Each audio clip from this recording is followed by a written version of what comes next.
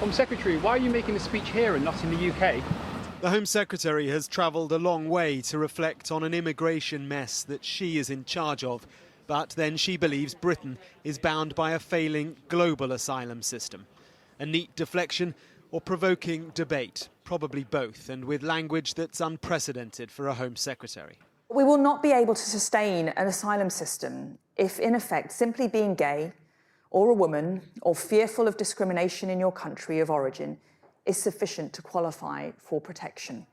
Her audience, in the room at least, was just a few dozen, including her own staff.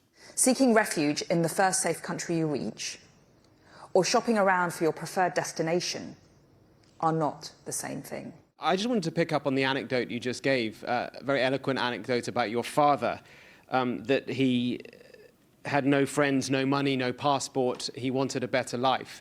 Do you accept that that is the story replicated throughout this migration journey? Every single one of those people has the same story that your father had. And I wonder how you could square that with your views that you have outlined this morning. What you're suggesting is because I'm the child of immigrants, I have to adopt a position which is pro-migration and pro the status quo. And I totally and fundamentally refute that. I think that is totally at odds with the challenge that we are facing today. Unprecedented levels of people coming to our country illegally with no right to be there, gaming our system.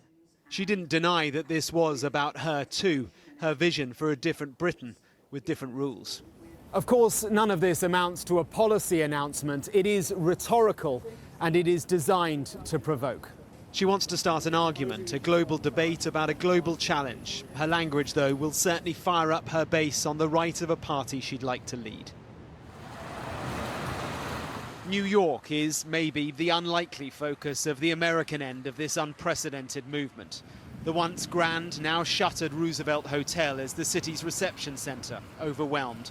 In just a year, 100,000 people have arrived in Manhattan, most bussed from the southern border by politicians who want them to be someone else's problem, testing a city's liberal resolve.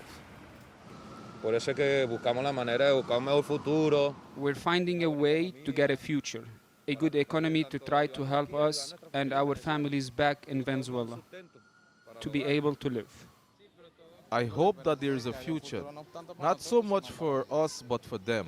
That's what I really want.